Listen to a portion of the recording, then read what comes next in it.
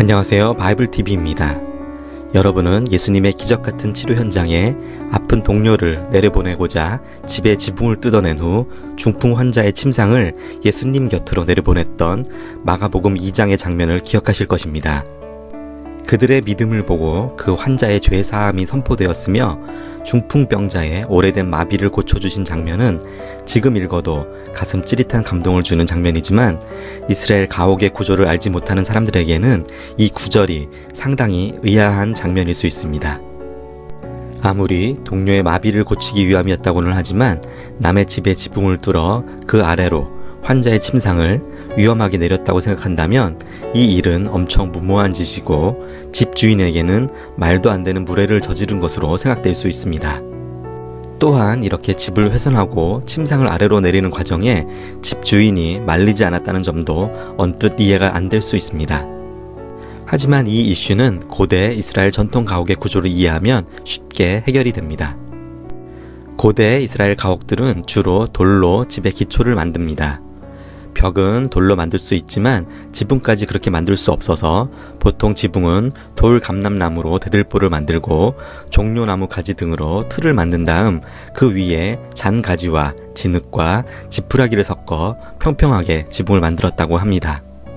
이런 지붕은 끊임없이 관리를 해주어야 했는데 습기가 있는 날은 롤러를 갖고 올라가 평평해지도록 작업을 해야 했으며 수시로 꺼지기 때문에 꺼진 곳을 흙으로 메꾸는 보수 작업을 자주 해야만 했다고 합니다. 이렇게 나무 대들보 위에 흙으로 만든 지붕이기 때문에 비가 오면 흙 위에 풀이 자라서 수시로 손질을 해주어야만 했습니다. 이런 작업을 틈이 날 때마다 해줘야만 비가 새지 않았다고 합니다.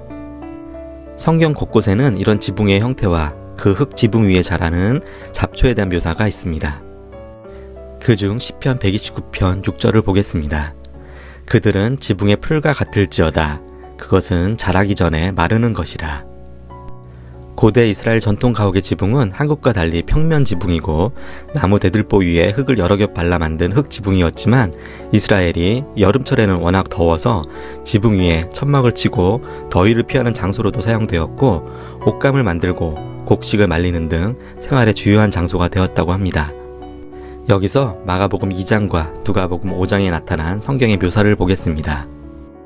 누가복음 5장 19절 무리 때문에 메고 들어갈 길을 얻지 못한지라 지붕에 올라가 기와를 벗기고 병자를 침상째 무리 가운데로 예수 앞에 달아내리니 마가복음 2장 4절 무리들 때문에 예수께 데려갈 수 없으므로 그 계신 곳에 지붕을 뜯어 구멍을 내고 중풍병자가 누운 상을 달아내리니 누가복음의 기와라는 표현 때문에 헷갈릴 수 있는데 영어 성경을 보면 타일즈로 표현되는데 이스라엘 전통 가옥의 타일은 지푸라기 위에 덮여진 단단해지고 평평해진 흙 지붕의 단면을 말하는 것입니다.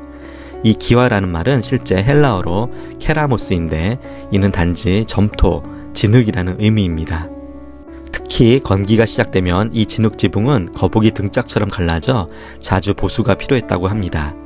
따라서 침상을 내리기 위해 지붕 위에 올라간 사람들이 말라버린 진흙을 뜯어내고 지푸라기를 치운 후 침상을 지붕 골조를 피해 아래층으로 내리는 것도 그렇게 물리적으로는 어려운 일이 아니었을 것이라고 학자들은 말하고 있습니다.